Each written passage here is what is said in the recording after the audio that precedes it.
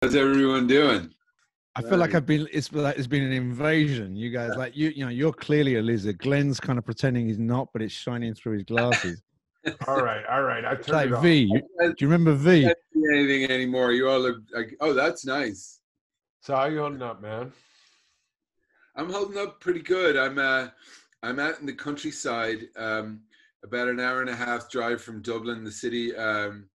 So my family and I, my wife's here, and my two kids are like 5 and 7. We've been here for a couple of years. We were in California for like 10 years before that. What part? We were in the Bay Area before that, and then we were in Berlin around the corner from Dom before that, and I was in New York for 10 years before that. So, you know, I'm back here like, well, yeah, and I've been back here escaping what just happened. I knew I'm totally like a prepper. So when it happened, I was just like, pull the car in front of the gate and let's chill out, you know? It was cool. I was like, all right. Yeah, it was like people were born for this, you know, or like, you know, or they were ready. Yeah, I've been ready. I even had pot stashed. Born ready. You what? I even had pot stashed. So there you go. But hold on, so you didn't move there? What, you moved there? Where were you? You were like in Dublin or something, and then moved out to the countryside when all this kicked off or something? I never moved back to Dublin after I left there 20 years ago. Right. When we left California, I came straight down the country.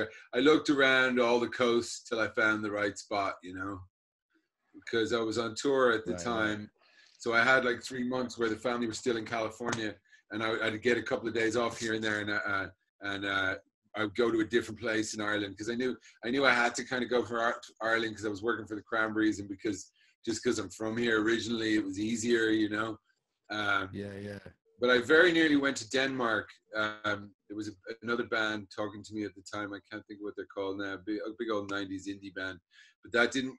I never went for it. I ended up coming here. So I'm really glad I did. It's rad. I'm near the beach. I've got a nice little studio set up. I've got a little half pipe. I'm killing it. It's nice. Yeah, I can see all your boards, man. About all your decks on the wall. Oh yeah. There's some classics up there. Wicked, man. Hey, Glenn, just say something, but like introduce yourself, because like kind of what you do, what the fuck it is you do. I don't know. I've been involved in music for about 20 years in one way or another, whether it was DJing, engineering, producing, stagehanding, freaking carrying lights, building stages, you know, recording vocals, working with rock stars, working with not so rock stars, and all in the above, and still make music every single day pretty much. And as we were talking about earlier, I've lived around in a few places, like lived in Brooklyn for a long time, lived in Berlin for quite a while, lived in Northern California for a long time. So, you know, I started kind of as a DJ, quickly kind of got into engineering, which was more like programming kind of back then. You know, it was a long time before all these modern technologies took over. But back then the technology was modern for the day, but you know what I'm saying. And you know, gradually I've produced a lot of stuff. I've mixed a lot of stuff. Right now I pretty much like put stuff on TV, if that makes any sense. You know, I got stuff running on TV, but it's more like not necessarily made to order. Well, it's, you know, it's not necessarily made to order. It could be anything from the last 20 years that I've done, you know? Right. So you like syncing stuff then? Yeah. And, you know, I kind of started doing a little bit of that when I was in the Glass, which is where I met you, because you came on a tour with us playing bass. That was like a New York kind of disco-y kind of gay dad band before we were dads. You became a dad during that time, if I remember. Yeah, and that was my first visit to New York. Actually, that my first visit to New York, actually, with you guys. Okay, yeah, we were just. I think, you know, I'd had a lot of work and experience in the music business up to that, and I DJ'd a lot, and I was kind of sick of it, and it just kind of happened that me and my old friend Dominique, who sang in that band, kind of did a song or two, and a couple of people liked them, and so we partied for 5 years. you know, like, and it was really awesome, and I don't regret a second of it. And yeah, it was pretty apocalyptic actually, as I remember it. you know, it's the funny thing is I've only drank once in the past 14 or 15 months. Really? Wow. Yeah, Nice. on December 20th. Glenn, so I was telling Sarth before, because you were like when really early on, like in your career, you were like a DMC, like sort of like scratching champion, weren't you? Like in Ireland. Well, you know, I did a lot of that stuff in clubs and stuff. I was the Irish champion for a year and went in, and I was in the world competition and that type of stuff that year. And you know, it's you know, that was 98, so it's like 22 years ago.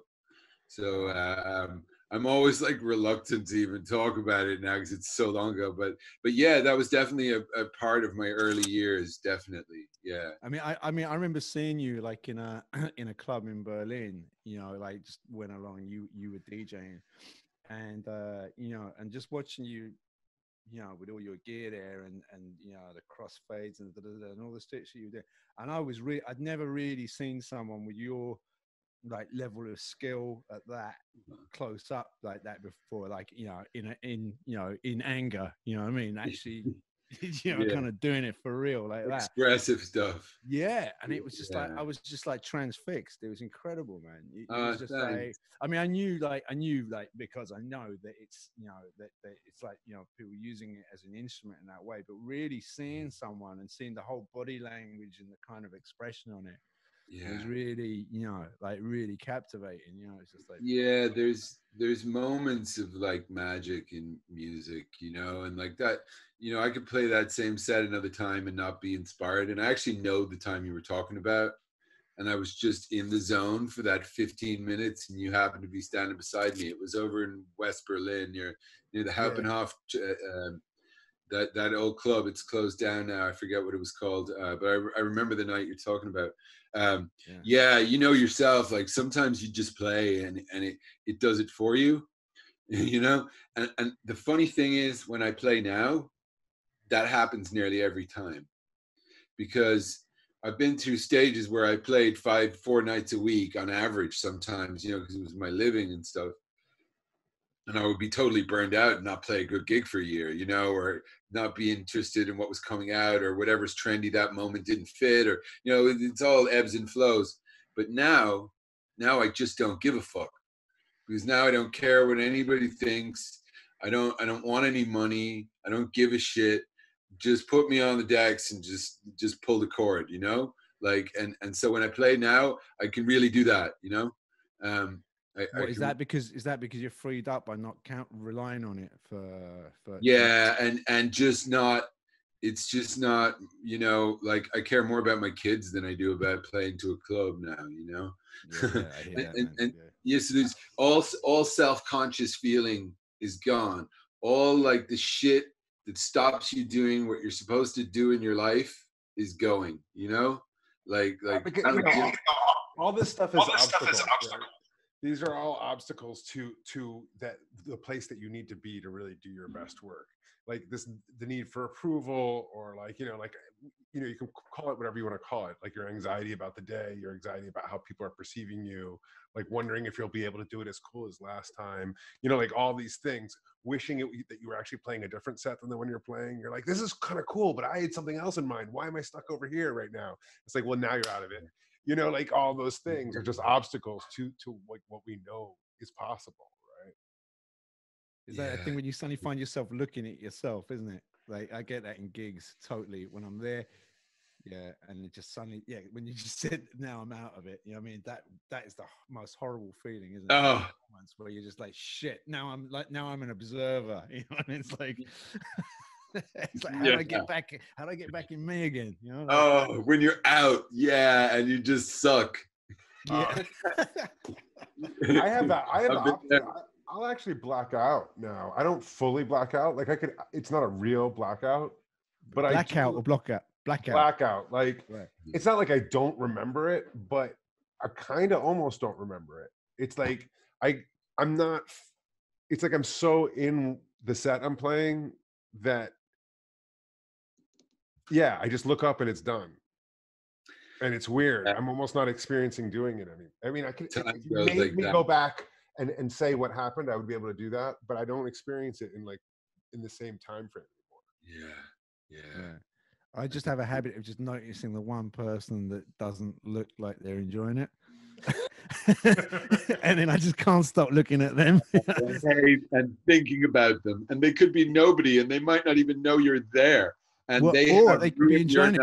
Yeah, or they could be enjoying it. They're just not showing anything on their face. That's what that guy looks like when he's enjoying it. Right? Exactly. Yeah. We did a tour and we were playing a couple of places like in like the old East Germany and stuff. And like our drummer, like this was with Lucibel Crater, a trio. He's like, he had done some tours through there, and he was like, you got to understand, like the audiences here just aren't as demonstrative as what you're used to. So we were playing like really high energy music, and people just standing there like this. Wow. Yeah. And then we finished them like, yeah. And you're like, oh, okay, shoot, man. I thought maybe we were completely like, but it's, it's whatever's culturally like, they're like that in France as well.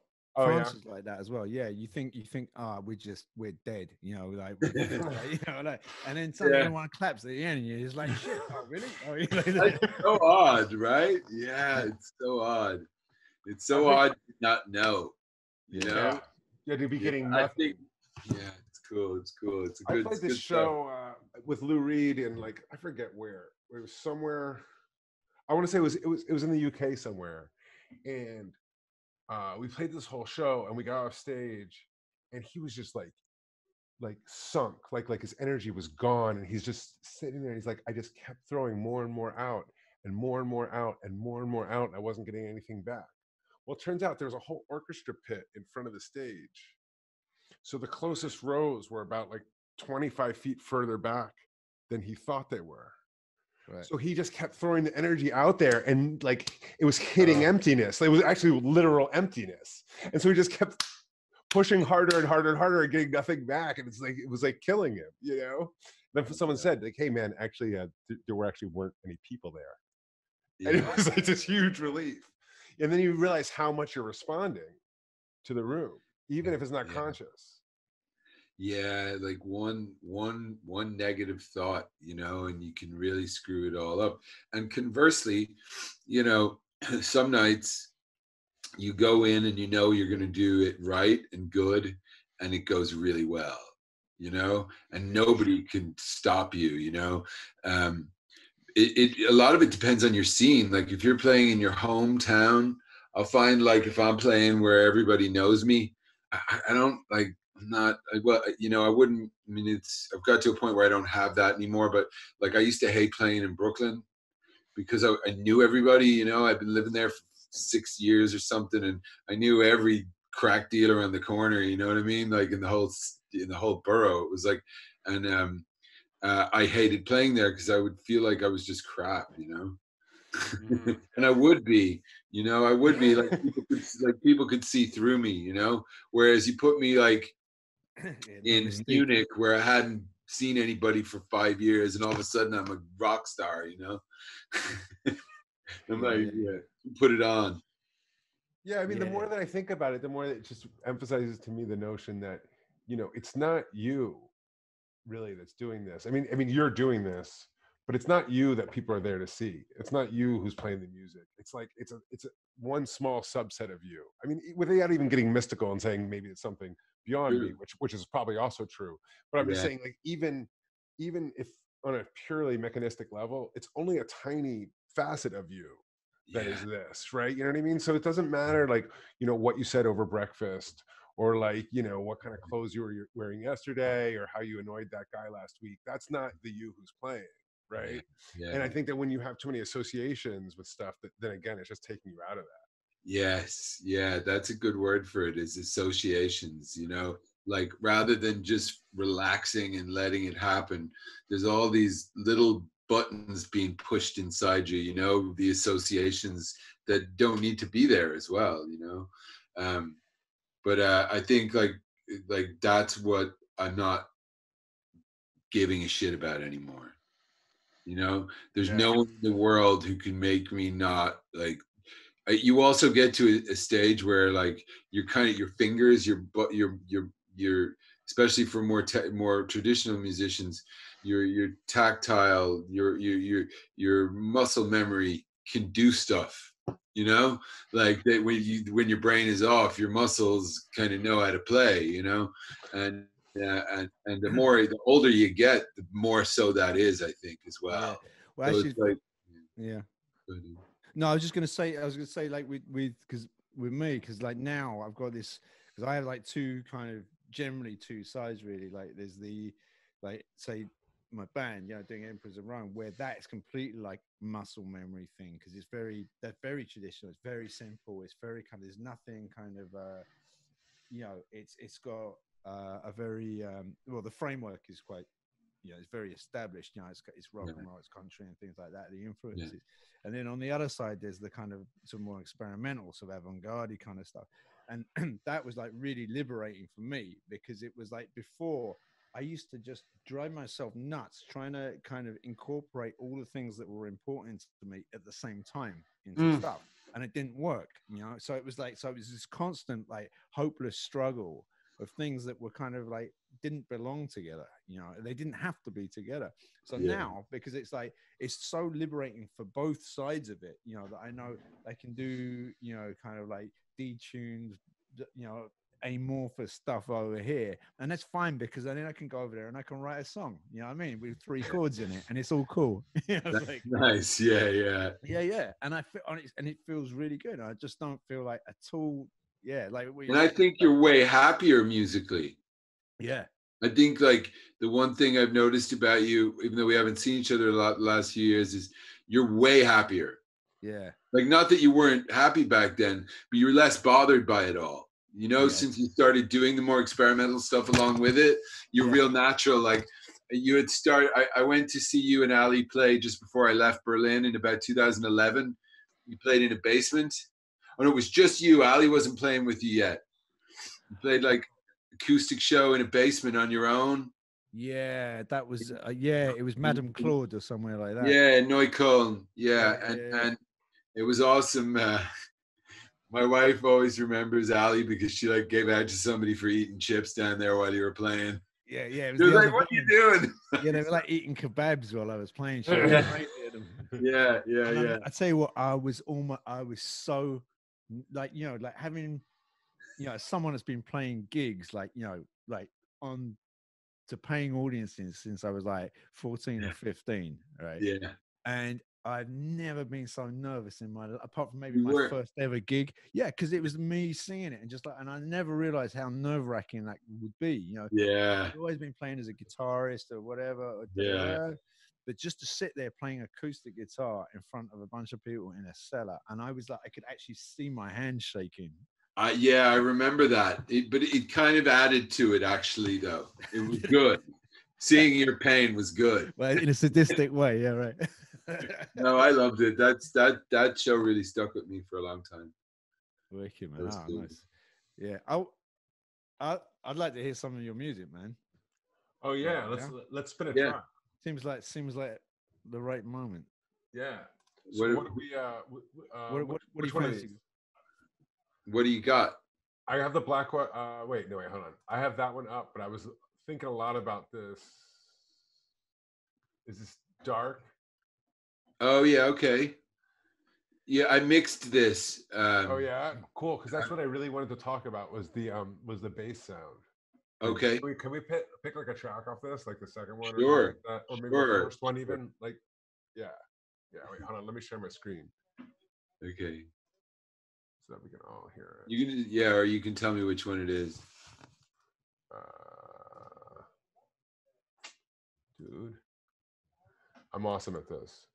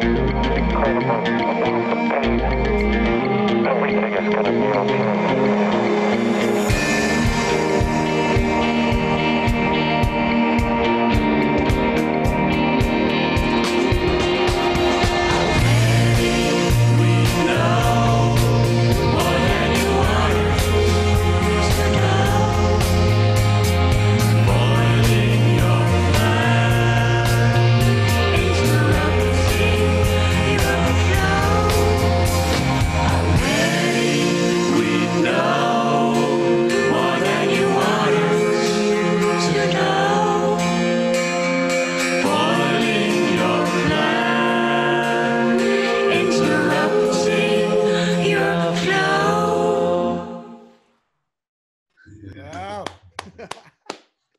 That's amazing.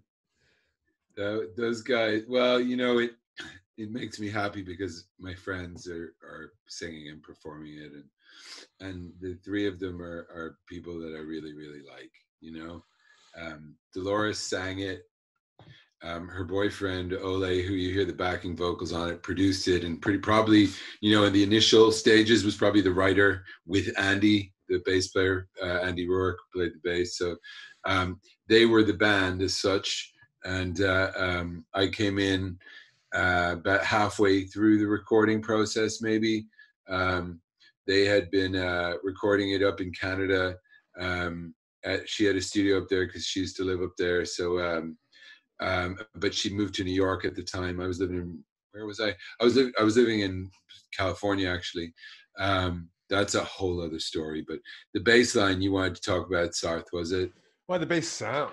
Bass sound. I feel like I can never ever get a bass sound like that, and I don't know why. I mean, I've been doing this a long time. Well, I still never I never can get that vibe. I think like it's all Andy. Yeah. That Andy is seriously, well, I don't know if anyone underrates him. That's an inaccurate statement. He's just an incredible musician, you know, and the way he plucks a bass is very unique. Yeah. And that's the beginning of any bass sound with a bass guitar is how it's plucked, I think, anyway. Of course, yeah. And there's some trickery as well. There's a synth under that, but really that's just the sub part of it, you know. Mm-hmm. You don't really even hear it. That's more a feel, you know. This whole record was recorded in a bunch of different studios over a couple of years, you know, with a bunch of different musicians, and when I got it, you know, most of my job in the beginning was to collate 10 different computers full of music, you know.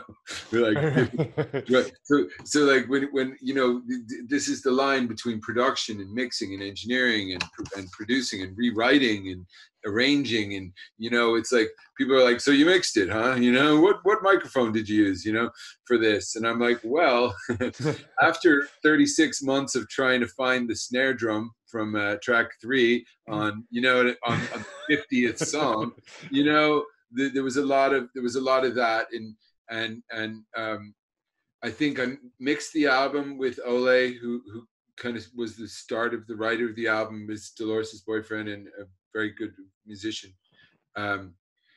We worked together to make all those files cohesive, and then we mixed the album. And then Andy came out to where I was living in California, where my studio was at the time. Andy lives in New York. And, you know, well, I mean, even though Andy's a friend of mine, and I really like him just on a friend level, at the same time, he's Andy from the Smiths. you know? And I'm when I was 14, I would probably be dead if that band didn't exist.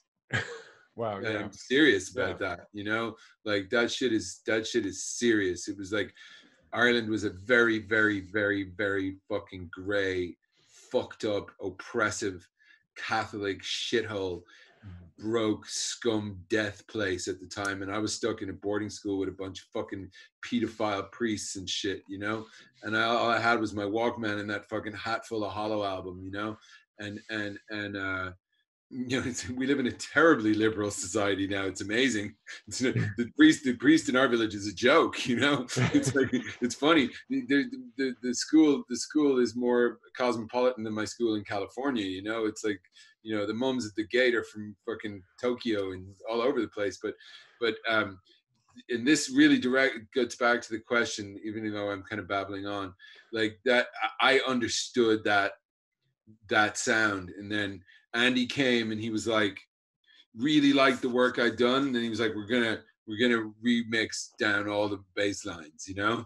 And like, when you work with a band like the Cranberries, someone from like the Cranberries or like the Smiths or REM or some band like this, you know, they spend all their time going, I don't want to sound like Hatful of Hollow, or I don't want to sound like, you know, Zombie. And then you get to the mixing room a year later, and it's all, why doesn't it sound like Hatful of Humble and Zombies, you know? But I mean that with love, you know. I don't mean it in a bad way. So once Andy came in, like as soon as Andy told me what he wanted, I was like, let me get to work. And we probably did it in 2 or 3 days, you know. I think he came and stayed for like 2 or 3 nights in a hotel near the studio, and we had a great time. And that's, you know, but I would have to say, like, I just did what Andy told me to do in those 3 days. Right. Yeah. You know, he would describe something and I would be like, well, what compressor can I use? And I would try 50 settings till I kind of got close to where he wanted, you know. Right. Yeah. And I would put it out through a couple of amps or whatever and try to redo it. But it was definitely directed by him, and I would definitely have to give him the kudos for that sound. And it locks with the bass really, really well, both sonically and rhythmically, you know. Yeah, and it's that thing where the bass and where the kick drum and the bass are in many ways one instrument. You know what I mean? Yeah, it's so hard to do, isn't it? Yeah, it's the story of my life. I bashed my head off the ground with this, you know, my whole life, and yes, it's so funny that you picked that song, because I haven't listened to that song probably since just after I did the album, you know, because it's not one of the ones. But it's definitely one that I saw Dom smiling at a point where like it got weird, you know, and that weirdness like is what the label might not have liked, you know. Right. But it's the thing that everybody who makes music or who likes music smiles at. Right. You know, I mean, it's just like the thing really struck me through it, because I mean, there was like, there was just, it's just like this kind of chaos of just like kind of sounds and frequencies. It's just like, it's just traveling. It's just morphing all the time, you know. And there was bits that made me think a little bit of like, you know, My Bloody Valentine, but with like kind of a disco-ish kind of thing on there. And you've got this kind of really unusual kind of blend of those two things. But meanwhile, it was just like, it's just this kind of like, it's just like this sonic kind of like clouds just kind of passing through each other all the way. And then it just keeps building and just all the way through. It never seemed to stabilize, you know what I mean? Yeah. And that was really beautiful. Ole, who wrote pretty much, you know, the musical side of things, or kind of directed the production of the album. You know, it's his album in a way, even though it's the band. You know, Ole kind of was the key holder. He's a really good musician, you know, and he's not like, he wouldn't tell you he's a good musician, you know, and he wouldn't give off that vibe. But if you sit down with him a guitar, he'll surprise you. If you sit down in front of a synth with him, if you listen to drum programming of his, you're like, whoa. If you sit down and you listen to his ideas, there's like, what do you call that band that the Clash guys did after the band? BAD, Big Audio Dynamite? Yeah, he's got this Big Audio Dynamite kind of late 80s London house, but he's full on New Jersey. Right. Do you know one of the guys from Big Audio Dynamite? He lives just down the road from me, actually. Oh, really? Yeah, oh, no way. I can't remember his name, but it's like, that's funny. Don Letts. That's right. Don Letts. Yeah. And you see him walking around just down the end of the road. No way. Yeah. Wow. Yeah, you see, Ole is one of these people. He's just good, you know, and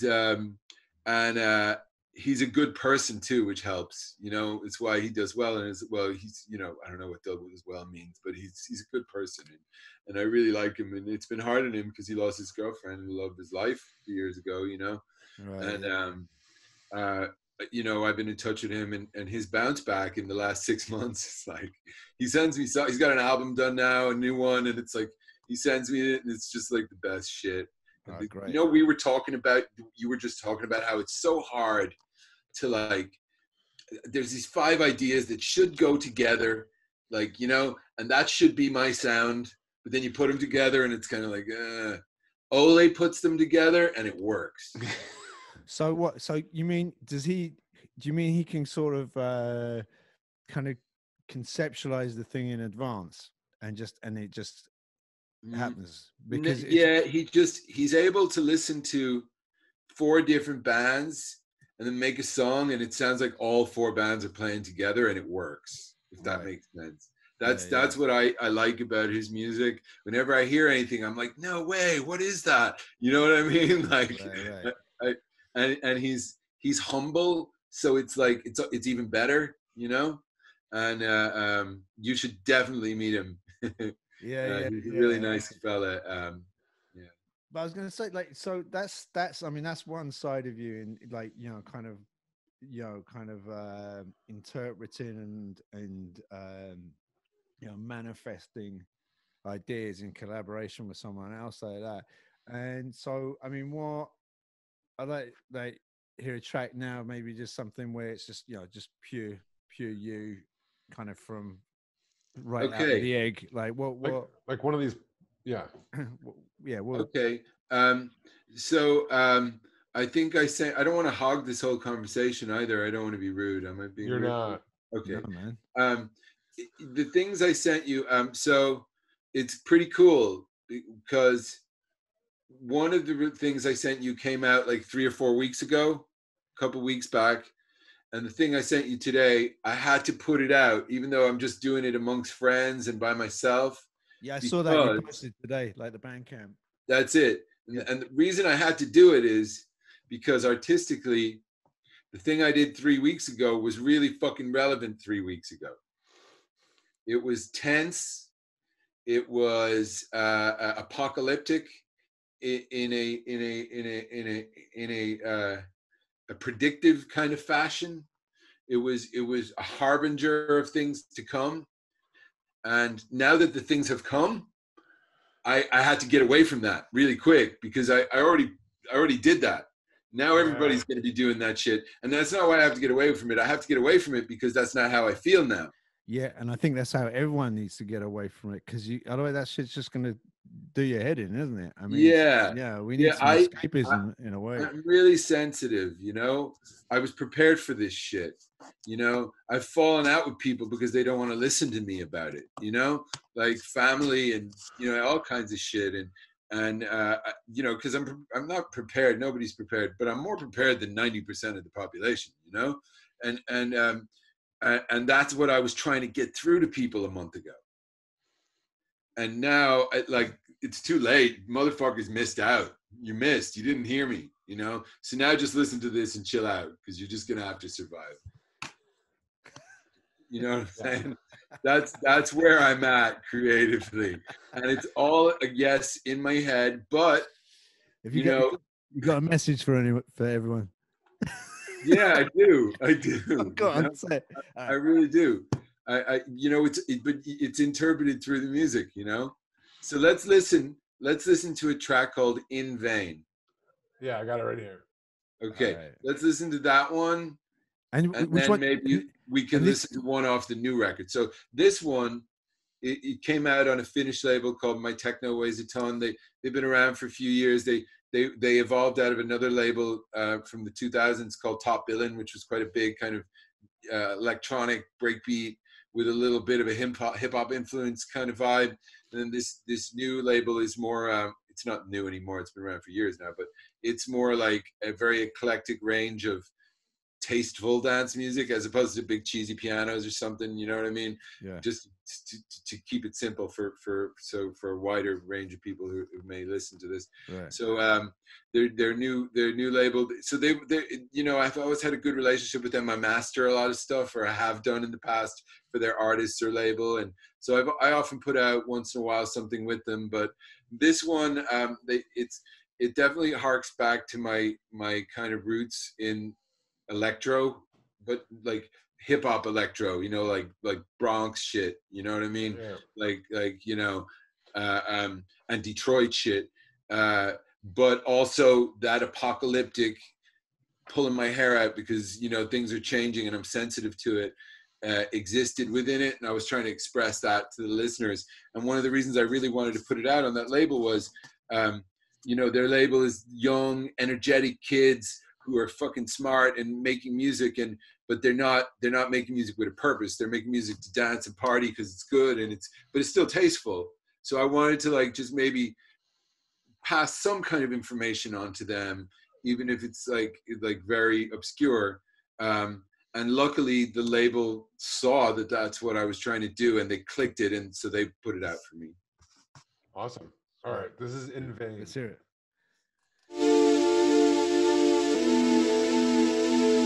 All electronic deposits are created by banks as interest-bearing loans.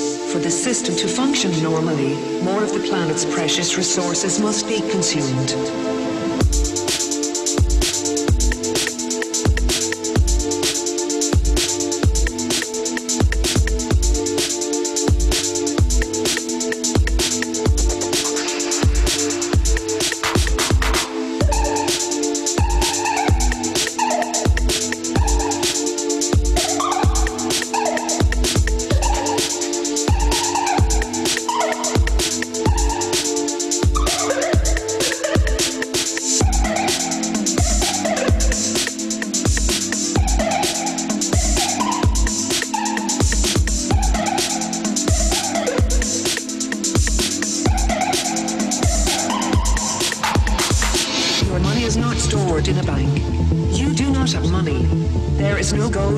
Your savings. You must rebel immediately. Spiritually, financially, mentally, physically. Break free before your life is in vain.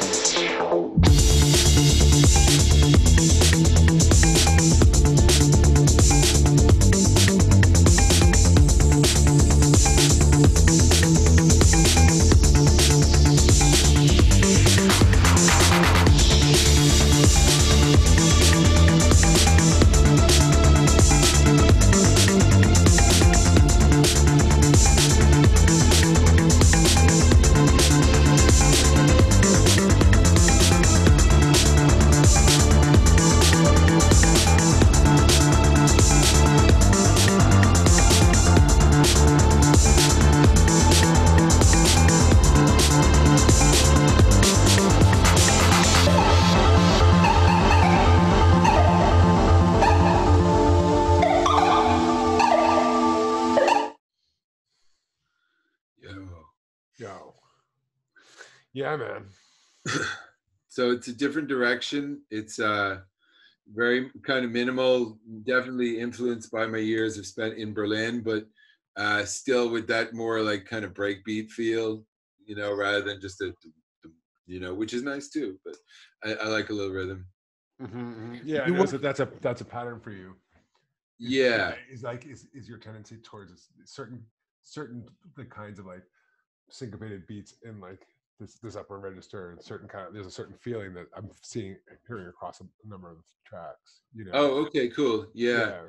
You know, that's always good. It's always good to when people kind of get that, you know, for some reason, you know, I hate that about myself, but still like to hear it. No, it's like because, you know, your personality's in there, right? It's like, yeah. Like if someone listens, then they should be able to hear you. Sure. Yeah. Whether they want to or not is another story. Do you know what I last year, I can't remember. It was a while back. I was at a Watermill Centre, and Philip Glass came down and gave a talk. You know, the Watermill Centre is a place on Long Island that Robert Wilson does. Yeah. So Philip Glass came down and gave a little talk, and he was sitting there at the end of it, and I went up and I said, can I just ask you? I said, you know, how do you? Because I didn't realize how wide like the amount of stuff he'd worked on had been, which of course is why, you know, it's just like you know about certain things, but like the rest of us, he's done all the shit. You know what I mean? Yeah. Everything. Yeah, everything that like all we all do, we just grab onto whatever floating fucking piece of wood is going past. Yeah, and of course he's done exactly the same. And I said, how do you keep your like artistic identity when you're doing all the different things like that? He goes, oh, that's easy. I keep trying to lose it, but I keep failing. Yeah. Somehow it always ends up sounding like me. Yeah. There it is. That sounds like me. That's it, isn't it? That remark. Yeah, because it's kind of beyond our control, actually. Yeah, because there's certain choices we're just gonna make. I think it's like whatever you listened to like for 3 weeks when you were 17 and a half, and then that's it. No, I definitely have. I'll have a new idea. Like I have an idea, and then I'm like, wait, that's just another version of that same idea. It's the same idea, really. No, me too, man. Jesus. But Glenn, you do like. I mean, you work a lot with. I mean, more and more, you've kind of returned to hardware, haven't you? Yeah, I have actually. I, you know, and I, in a sense, I never left it. There was a couple of years where I was just kind of in transit in my life, between places, and I just sold a load of gear, and it took me a while to kind of reset up again. But you know, I started with hardware because it's all there was, and you know, it was a couple of years where I was just broke, and computers came out. But even when I was in that stage, I was working with people like you and Dom and Leah, and you know, musicians. You know, Yeah. so I always was like needing more than that, and I was incorporating a lot of the DJ stuff into the more creative DJ stuff into the live elements of it. But certainly, I felt the years. I was in Berlin, I think about 2007 till about 2011. And when I got to Berlin, I was like very influenced by an old friend of mine, Andrew. You probably met Andrew, Andrew Philpott. Oh yeah, right. Yeah. And Andrew had been working for Depeche Mode for years, and he had a lot of gear, and he kind of showed me the ropes with a bit of modular stuff. I still have, you know, quite a few modules and whatnot, but nothing like massive. But I'm more into groove boxes and things like that nowadays. But I remember you had some electrons. Is it electrons, those little synths and stuff like that? but loads of little things like that. Yeah. Yeah. Didn't you have some bespokes? Because I remember there was a place, wasn't there, in Berlin, like near Potsdamer Platz, that built. I bet you had a few of those, didn't you? Yeah. I still use those two things you're talking about like every day. Yeah, that was just well, there's a famous place in Berlin, which was one of, for a long time there were only 2 or 3 of these stores in the world. That one was called Schneider's Laden, and that was, you know, the best place in the world for modular gear for a long time. I kind of came to the table a little late. I mean, you know, it's never going to be mainstream, but you know, I only really got into this stuff around, I guess, 2007 or 8 or something, a little bit at a time, and because it's expensive too, and I didn't have much back then. And then yeah, slowly, like now I do all the songs you would hear now, I arrange them all outside the computer. You know, I make, they're 90% thought out before I record them. Yeah. You know, I don't do any like, oh, I'll make a beat in the computer and add something. I don't deal with any of that anymore. I like to just turn things on and off, and then you know, practice that 3 times. So you actually will perform it before you even record it now? Absolutely, yes. Amazing. And that's what I learned by working with you, and by being in that band, The Glass. I went from being a DJ engineer, you know, and I started playing a bit of guitar and stuff. I'm no fucking, you know, guitarist or anything, but you know, I started to play around with and learn some instruments and learn chords and learn, you know, scales and stuff in that during that time. And but what was really important with the transfer was to not make music in the computer like that. To always start with an accident, and to always arrange with an accident, you know? Like I don't ever make a track that is thought out. I have to be surprised by a sound and a sequence that makes me go, oh, before I'll continue, you know? That if it doesn't, and it has to be an accident, and it has to be something I haven't really thought about, you know, even if I go in with an intention, something magic has to happen before I'll go on. And then before I kind of record and mix it, that has to happen in the arrangement too, you know? So I arrange it. I use MPCs actually to arrange still, you know? Send sequences from the MPC to all around the place. Mostly. Yeah, right. Yeah. and it's so fun. Because I've never heard anyone say that before to me, like about actually just rehearsing like with pure electronic music and just to pure, really actually rehearse it as a song. I mean, because I'm the same like with songs, like because I mean I can as I'm sort of a producer of sorts, I can sit down there and I can do it and I can write stuff, and I at some point realized that just didn't work. If I sat down and I tried to write what at the same time as recording, it was bullshit. It just didn't work. I had to have like the staying power, and in a way that's a test of whether the idea was any good or not, is if I can sit on the sofa with the guitar and sit down and get to the end of it and have the chords and the lyrics, then I've got a song. But as soon as it starts splitting over into production, really it's just like it's a distraction. It's like boring. I'm gonna stick this reverb on here. You know what I mean? It's just like no, you're not writing the song at all, arsehole. You're just like you're just fiddling around with reverb. I think so, and it made me enjoy music. Like sitting in front of with a mouse doing your fucking emails on a sequencer is just like boring. I get it. If you're 18 years old and you have no other access to making music, fucking have at it. Because I'm looking at this kid. He's probably my age. I call him a kid, but Fortet. You know him? Yeah. I'm looking at his studio setup. It's basically a computer and a couple of speakers, and like it's the best sounding shit out there. So, who am I to say?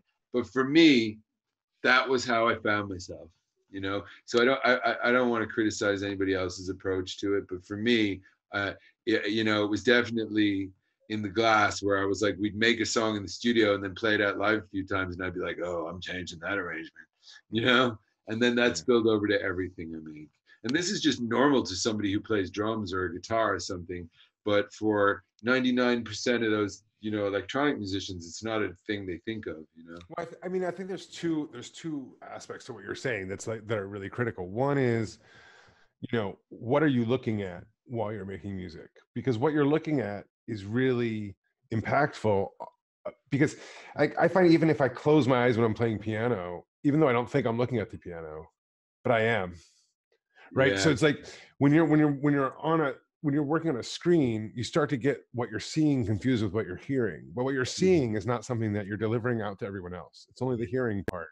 But like you can easily fool yourself into thinking you're hearing all sorts of things that aren't even there, or vice versa, just because you get so, and it's also just your eyes become so dominant, It's like that's our dominant sense for a human. So as long as you you're really like looking at all these waveforms and all these little dials and stuff, and you can. That's why it's addictive as well, isn't it? And it's also, but it's neurologically impossible to be listening as closely when you're that visually engaged, And then the other thing that you're saying is iterating and getting feedback. It's like that's the hardest thing for me about producing on the computer, is not being able to go out, play it for people, see a reaction, come back, change it, go out, see a reaction, come back, change it.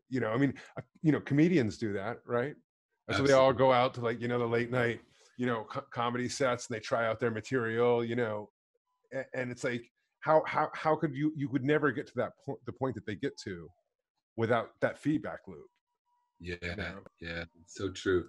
And just the mistake your finger makes, like you mentioned piano, the pressure you put on a piano, these are all important when you're, say like something like just add it.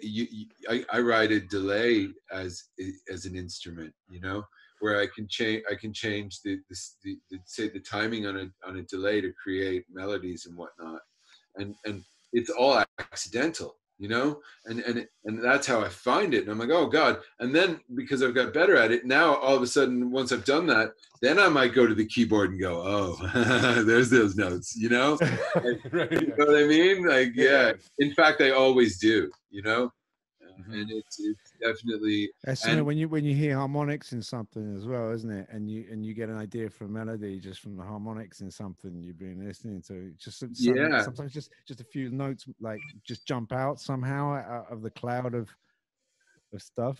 Yeah, and it might just be a distortion or something. Yeah, like and when you get into harmonics, then like the song we just heard of mine, the melody part before the strings and everything, I don't even know if I call it a melody, more of a lead where it changes. It's completely out of tune actually with the strings. I wouldn't say completely, but it's the harmonics aren't matching, and it's weird, and that's what I liked. I was like, oh, that's kind of cool, you know? And I remember playing it to Ole at the time because we were swapping back and forth things that he was going to sing on. And he's like, this is my favorite thing, but I could never sing on it. You know, he's like, it's totally impossible to sing on it, but it's my favorite thing you've done, you know? It's like, so it's funny like that. Yeah, it'll be a funny, I think it'll be a funny moment in the history of music when there is this time period where everything could be perfectly in time and everything could be perfectly in tune. And for a minute, everybody thought that was a good idea. Yeah, you know what I mean? Like, yeah. You know, and I think people will look back on it and be like, I don't know why people were doing that. You know what I mean? I guess because they could. You know? I remember being really surprised when I like sort of early 2000s and stuff, and I used to do, help out, you know, Jags, yeah, you know, Jags Kuno. Of course, From, great. Yeah, Sabres of Paradise, and produced Primal Scream. Yeah, so he's like Glass, all the greats. Oh, the greats. Did he produce you as well? Did he do you? Last two singles, yeah. No way, did he? Did, Shit, yeah, man, I must have known that, but it's a long time ago. But yeah, so I mean, and I remember just like with him, and I didn't know. I mean, I still don't know anything about electronic music, but like I knew even less then. And it was like, and I was really surprised at how organic, you know, like the way he would talk about getting the machines to work. He goes, you know, I get this working. You know, he would talk about the way, you know, the way the machines would, you know, drum machines or the bass lines and stuff were feeding through effects and going through all these kind of, and I'm working it. And I was like, shit, man, I had no idea there was this kind of like, you know, coaxing things, you know, like coaxing. And he's a magician at that. He is a magician at that. He is. Yeah. Sick. Absolutely. So and it was a beautiful thing to watch, you know, and you can see there's always that kind of point where I was seeing it with other, I mean, it always happens with mixes like John Smith, who did, you know, did like song 2 with Blur and stuff. And he mixed like the machine stuff that I did. And it's like, and you know, you see them and just suddenly they're like feverish, you know, like sweating and just kind of and yeah, but Jags, you know, there was this point where it was like suddenly he was getting turned on, you know, and it's playing back and he's moving it and he's working it and he's making those machines work, you know. He's making them sing. Yeah. It's like fucking hell. It's like he's got like, you know, he's got a relationship with these things, you know, with these machines. It's like now he's talking to them and they're talking back to him. And I don't know how anyone's saying. But but something's happening. I mean, it is that they have personalities, right? Like there's something when you're dealing with a lot of these hardware unit, like there's so much of whatever it's doing is kind of opaque to you, and in a way you're like, I don't know what's really happening inside there a lot of times. And then also it's like there are all these knobs or whatever's in front, and they all kind of are interacting together, right? Turning this knob is different depending on how this one's set.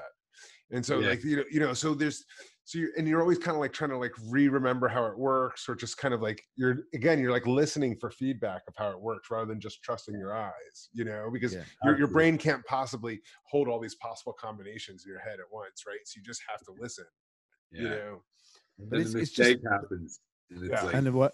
Yes. Yeah, but I mean, it's exactly like it's just like with people with language, and like, you know, you got culture and you got personalities and you got situations and all these things that it filters through, like, you know, a basic thought and then a sound and stuff like that. So you got these kind of basic elements, but then it goes through all these things, like just in the same way you like kind of wire things. You got like a send going through that. You got a thing there. You got a kind of like side chain of this, blah blah blah blah. And suddenly the thing is just doing. It becomes complex, doesn't it? And random and kind of things are happening, you know. It's just that's kind of beautiful. Fun. It's really fun. so you know what I'd really like go on, sorry man, go ahead. No, go on, Sarth. No, go. I was gonna say I would really like to play like an old one of yours, Glenn, called the D.A.R.K Snuggler. I don't know if you could find it. And I basically, because I played. You let me play this, like include this in a play that I scored in apart from obviously that, like in Romania at with a director called Charles Chemin that I've been working with a lot, like amazing French American director. Anyway, so brilliant young director I've been working with. Did this big piece which in Romania, which was Timon of Athens and Midsummer Night's Dream combined into a piece called Athens by Night. So it's this big epic piece we did at the National Theatre in Craiova. Anyway, there's this kind of like party scene, kind of orgy scene at the beginning, and I just couldn't, I was like, I'm not sure I'm the man for the job here, so and I thought, Glenn sprung to mind for some reason. And that'll be the orgies. Yeah. And so basically you let me use this track, and the worst part about it is that all the actors and stuff are all going, oh yeah, we really want to, can we get a copy of the music? Like, because we love the music for the show. I'm like, yeah, of course. They go, yeah, the bit that's in the party? I'm like, yeah, that's not me. That's DJ Wolf. It's always that way. Always that way.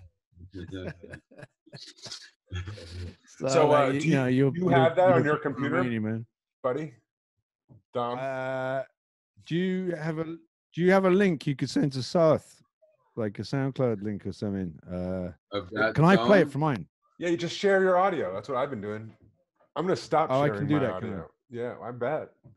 Don't be selfish, man. Oh Jesus. Hold on. Where do you do that? It's like under share screen. You click share screen, and then under advanced, you can actually click share audio, computer audio only, if you don't want to do a whole screen share. Here, yeah, I've got it here. Right, okay. For the entire rest of the world that's also trying to figure out how to be most effective with Zoom. It's cool because I don't have that on me right now, that track. And I've got it here, man. Hold on a sec. Oh, wait, hold on. Wait. Well, okay. I need to share. It was right. How do I share the audio, Sarth? So click share screen.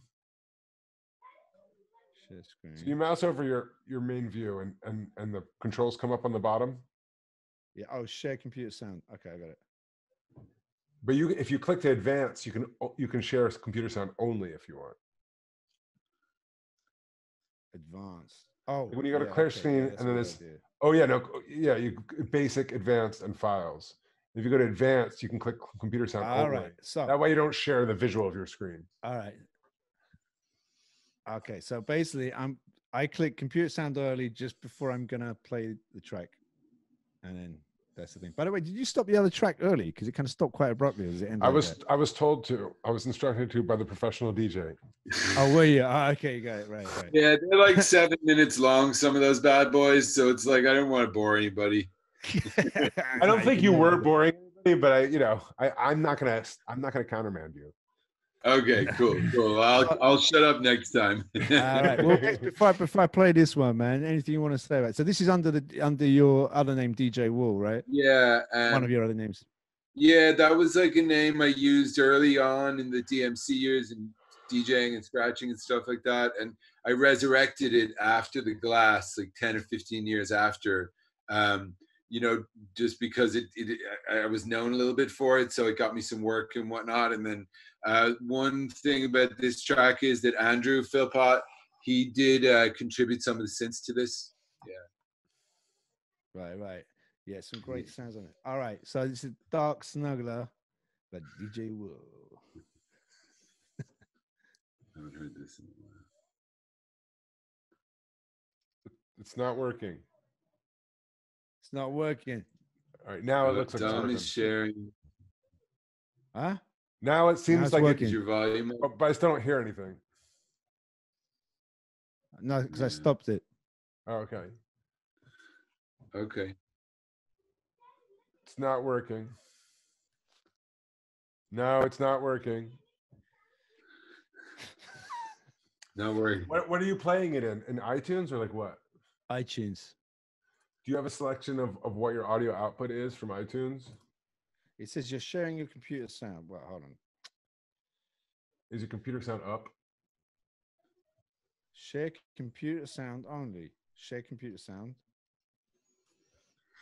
I don't know what's going on. Okay, let's have a little pause. I'm gonna. Is there a link, Glenn, that can? Or just send it to me. It's not something I've played in a while, so let me just have a quick look. I can just turn it into an MP3 and send it on the.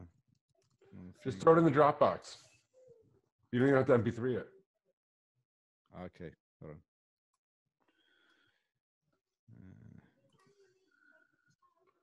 Let's just say random words at each other until something works. So tell me about yourself a bit, Sarth. You know, how do I do that? I'm a musician.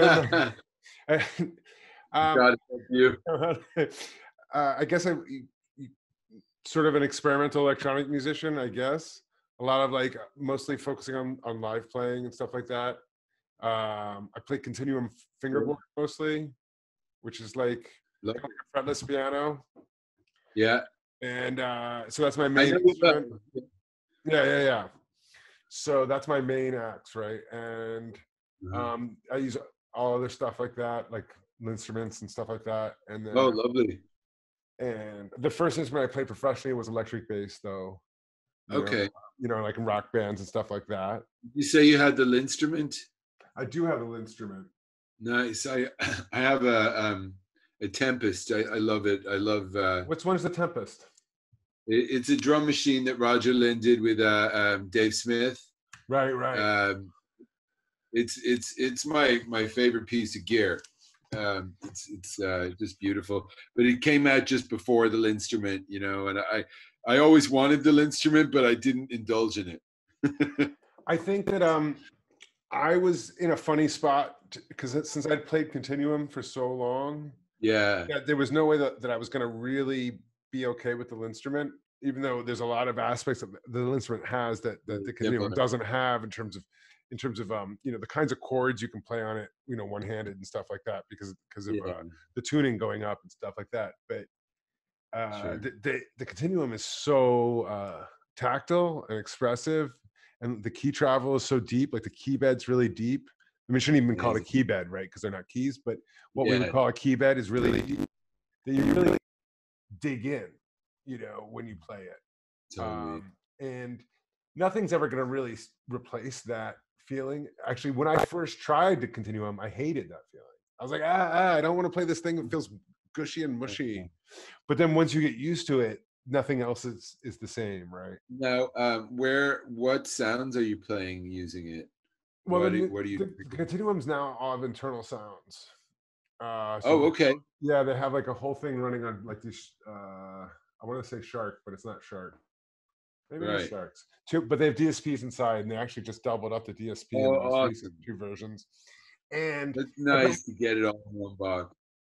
Right, and I started off using it with Kima. Like I had Kima like for a long time, and like the Continuum and Kima had a bidirectional communication thing that was really great.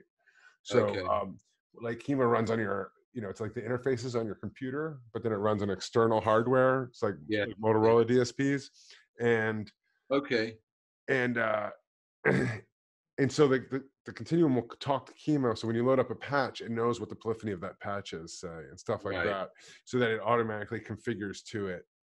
And, you know, before the Continuum had sounds, that was by far the best setup you could have. You know, so I would just make or modify existing Kima sounds and play them from the Continuum. But I always found myself wanting to just run it through a distortion pedal or into an amp or whatever. And so when they got the internal sounds, at first there were only like 7 of them, you know, or something. Right. But it's like, that's enough because they were like physically modeled. They're really expressive. And then, I'll just run them through all this other stuff. You know, to get my sound, you know. So I like it. I'd like to try it. I always like to go for that kind of playing. Like I'm always much less attracted to the sort of ghostly pads and the beautiful sweeping things that is what the instruments are known for. And I'm more, you know, to me, it's the way you can bend and like make these notes like beat against each other and like create real chaos. Is it's hard to do that with a non-guitar instrument. Really. Yeah. The Continuum is like I think the easiest way to get there without actually holding an electric guitar in your hands. Okay. Yeah. So cool. That's awesome. love to see that. So Dom, did you have any luck with that? I have. Yeah, I sent you the MP3 by the chat. I can play it. Yeah, apparently I have to install some kind of audio player otherwise to do it. So I'll do that. Unfortunately, I've later. started playing it, but I don't know. I'm not sharing my music. Okay, here we go. All right. Can you believe that we are a whole bunch of professional? I'm in no way professional. Can you believe that we are a whole bunch of people who every once in a while have gotten paid to do? Yeah, I know. It's hard to believe, isn't it?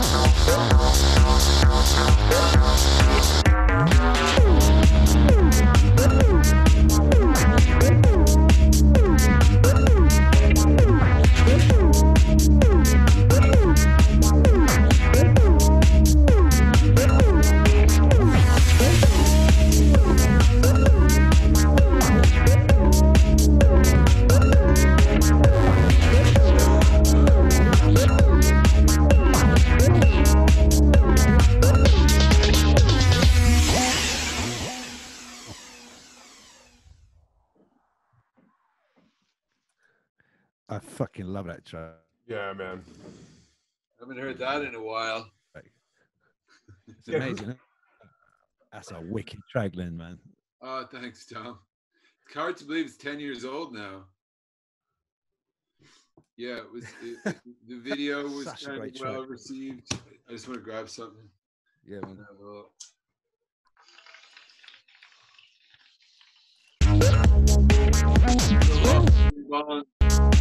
Oh, music's going back on. No, that was on purpose. I was trying to find a spot. Right. What is that guy when he first comes in? Like around, like, I think it's like 40 seconds or 50 seconds. Wow.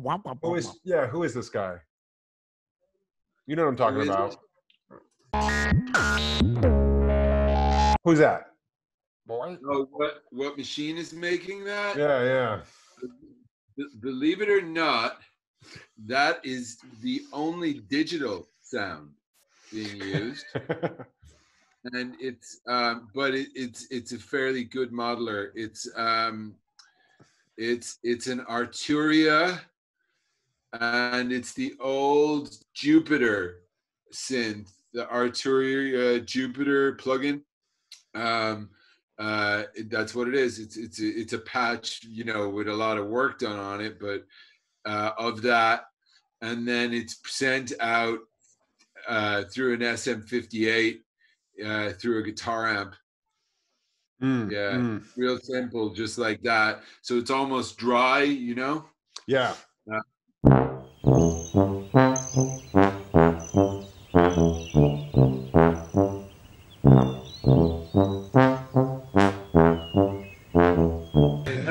Oh, I don't know what was going on there. That was just like Zoom, just totally like. Yeah. I was gonna say. All right, and then Dom was asking, wait, so you run it out to an amp and then re-record it through a mic? That's where we were. Oh, okay. Yes. Yeah. You know, back then, the shittier the amp and the shittier the mic, the better. Yeah. No, but you know, once it's loud and clear, and that's kind of what you're trying to get, you know, and you can gate off all the noise digitally anyway, and yeah. I was just saying I kind of have to go pretty soon, Dom, so we might want to wrap it up in some way. Yeah, man, no worries. Yeah. Well, you got to like a parting shot, like parting track. Okay. Yeah. We're gonna part with the future rather than the past. Nice. Yeah. And, but you know, the future is always rooted in the past, and you know, I'm a big fan of Back to the Future, so. With everything that's been going on, the coronavirus and the isolation and whatnot, and also for the last few months anyway, I've been doing a lot of exercise, and I've been listening to a lot of like really hippied out, like kind of binaural study music and 6-hour weird drone things and whatnot. So I somehow, again, like we were talking about, of trying to put things together, I somehow have married that to my memory of what chill out music used to be in the chill out rooms at the raves, where I sound like a grandfather talking now, you know, because I don't think they do things like that anymore. I just think it's full on techno in all the rooms. Whereas back then we were on so many drugs that you needed a room to get away from it or you would die. So there was always a chill out room, and the music in the chill out room was freaking awesome. And that concept got taken to Ibiza and ruined and became really cheesy and gross. So I decided to bring it back to a more nerdy level. And it also gets me away from that apocalyptic thing that I had out from a couple of weeks ago and takes me to a better, more satisfied and whole place, and a place that's like more grounded in the future, and it's relaxed, and I don't drink anymore, and I exercise a lot, and I'm trying to be peaceful. Yeah, I lose my temper a couple of times a week still, but you know, not as bad as I used to be, and I'm working on it. And this music kind of reflects all that a little bit, and it's also nice. Also, what's been coming up a lot is you know, I have a lot of friends who still work in dance music, like promoters or managers and people like that, and artists, and they're all like, fucked, it's all over for them, you know, their careers are done, you know, and for now, you know, one of my best friends just had 92 shows canceled in Europe, and you know, he's got 2 young kids, he's just an agent, he's doing his best, he's a great guy, you know, so it sucks. Shout out to Awesome Agency. But so this is like, you know, maybe it's like speaking to those artists and people and going, you know, it doesn't all have to be in the clubs. It doesn't all have to be in a place where it's like full on like that. That maybe that if it's going to go online, it might need to chill out a little bit. And we all might need to chill the fuck out a little bit, stop flying everywhere and stop doing all that bullshit. You know what I'm saying? Yeah, I hear that, man. Hear that. Yeah. All right, so tell us what to bring up. The one I'd like to bring up is called I Believe in November. And where do I find it? Oh, I had sent the link earlier. It's soundcloud.com/Blackwater Hardware. Yeah, I was listening to this today, man. It's the first track. I was listening to this today when you sent it over to me, man. And honestly, I was in the kitchen listening to it, and then like Ali came in. She went, "Oh, what's this?" I said, "This is Glenn." You know, I said, it's really nice to hear ambient music made by someone who knows what the fuck they're doing. Oh, that's so nice to say. It's true, you know what I mean? Rather than just some like hippie. Yeah, well, I'm definitely hippie. I'm definitely got a bit of hippie in me. Yeah, you got a bit of other stuff though as well. So it's like I do. Thanks, thank God. You know what, man? You're probably gonna have to send me the link because it's very hard to find it. Sure, no problem, brother, at all. Look, I'm gonna just I'm gonna go directly to the song, so you don't have to do any. Yeah. And I guess we'll probably play out on this. So okay, great. All right, man. Thanks for the interview. Yeah. Oh God, thanks for the chat. Thank you. I wouldn't even call it an interview. I'd call it a chat. All right, guys. That's really awesome. Lovely to meet you, Sarth. Nice meeting you, man. You guys are sick. I love it. See you, bro. Love to the family, yeah? Good boys. Nice one.